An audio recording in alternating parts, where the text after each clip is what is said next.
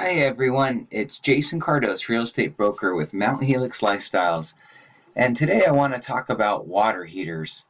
It doesn't sound like the most glamorous topic, but in my real estate business, it comes up a lot uh, in the buying and selling, property management, maintenance, and just in the disclosures. It is one of the few things in the state of California that seller must comply with some basic standards with the water heater. So with that, I will go over 10 things you should know about water heaters. First and foremost, water heaters should be off the floor and strapped in brace. This is for earthquake, and also a home inspector told me that the other intent is to have it standing up as a potable water source if there is an earthquake. Something to hold you over, if there's no water in the faucets. And I have a diagram here. This is from the County of San Diego. So I give this out to clients, California Plumbing Code, Section 507.2. And you see two examples of how to do it. 18 inches off the floor, and then you'll see either two straps about a third of the way, or it looks like here you can have one strap on the bottom and then something holding it up top. So that's the bare minimum. We did have a rental, and the tenants were siphoning gasoline out of a motorcycle, and the water heater was on the ground, and the gas vapors ignited with the water heater and burnt half the house down. So that's another reason why the water heater is up off the floor, and they're at least in California, a lot of them are usually in the garage. The second thing you should know is a pressure relief valve and a pan to catch any water. They call it a Smitty pan, and the pressure relief valve should be connected to a pipe putting water to the outside of the house in case there is an issue. And you also see here I have expansion chamber. That's another thing. I haven't put in any of my water heaters, but it's recommended. So something to ask a plumber if you are upgrading your water heater.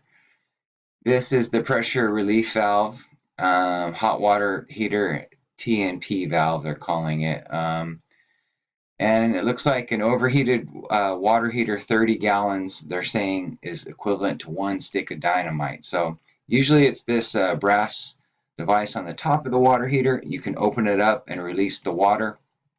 I try not to do it unless I absolutely have to. There always tends to be some sand or grime, and the valve can't close properly. And they are on electric or gas water heaters. So the third thing is that, yes, they even want a permit for water heaters. As a homeowner, you can get one online in the city and county of San Diego.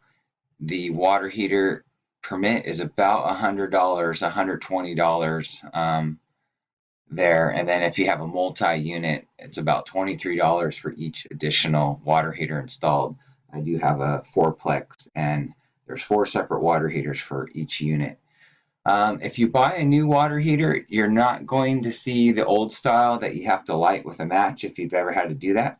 The newer style are fully enclosed. I call them the barbecue lighter style. You still have to push the button for a while and purge the gas, but you click it like if you're familiar with on a barbecue. The fifth thing you should know about water heaters is it's probably going to cost you about $1,000 if you have to replace one. There are different brands, different capacities, wattage, and like I said, people have a preference. Most people will go to Home Depot and pick one up $300-400. However, by the time you buy the parts, and if you're not installing it yourself, paying for labor and disposing of the water heater, it does come up to about $1,000. And mind you, during that time, if you're living in the home, you have no hot water. There are plumbing companies that take the water heaters back for free to recycle the metal, but that's a consideration. The sixth thing you should know is you should check your water heater each year. You can drain your water heater with a valve at the base with the hose. Check the connections. A lot of times you'll see white powder. They're starting to corrode. Maybe the exhaust to a gas water heater is not exhausting the fumes out of an enclosed space. So very important to check a water heater. There are three different kinds of water heaters, actually four. There's a gas water heater, electric water heater. There are propane, more in the rural areas, and a flash water heater. Truthfully, I'm not sure electric, gas, but that's where it only heats the water when you need it on demand. They are popular in other countries. They're starting to gain ground in America, but some people aren't sure if the price to install them is worth any of the benefits of saving electricity. They are very compact, though, if you have a small space. With that being said, carbon monoxide. So many water heaters are in the garage, but you can also place them outside in an enclosure. So if you do have a gas water heater, please be aware that they can create carbon monoxide, and you want to make sure they're venting properly. And the ninth thing is that water heaters last about 10 years. In Southern California, I think they can last a lot longer from my experience. But in the colder eastern climates, they're used more. There's more rain and corrosion. Depends on your cleanliness of your water and gas line or supplies from the utilities. And then insulating. You'll see insulated water heaters. I was doing that, especially in some colder climates in the mountains, but I have heard that it might be best not to wrap it with insulation. So I guess ask your installer at the time what you should do. Also, if you wrap it in insulation, you can't see any leaks of the water heater. Sometimes rodents or things get in there, so just be aware of that. And the 10th thing you should know about water heaters is you have to have a clear space around it. Many times it's in the garage and you pile things up against your water heater. That limits just the workable space closer to the water heater, things getting wet or heat.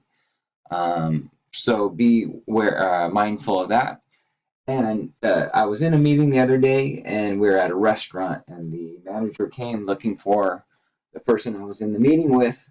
His wife was calling, and the water heater was overflowing. It had busted, and it's Christmas time, December right now, doing this recording, and all the Christmas ornaments got wet. So that's the thing with a water heater. If you are remodeling, if it's been a while, usually people don't change their water heater until they absolutely have to, but there is value to, at the very least, checking it each year and possibly replacing the water heater before you have an issue.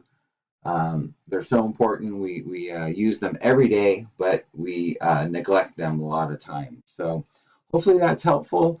If you're watching the webinar, I do have some websites from the city of San Diego and the county with diagrams. And if you have any other questions or need information, let me know. If you are renting or selling a home, it is a owner disclosure and requirement to make sure it's strapped and braced. So know that as well. Thank you so much, everyone, and I hope you're having a wonderful day. And thanks for listening to the Mount Helix Lifestyles Real Estate Podcast on water heaters.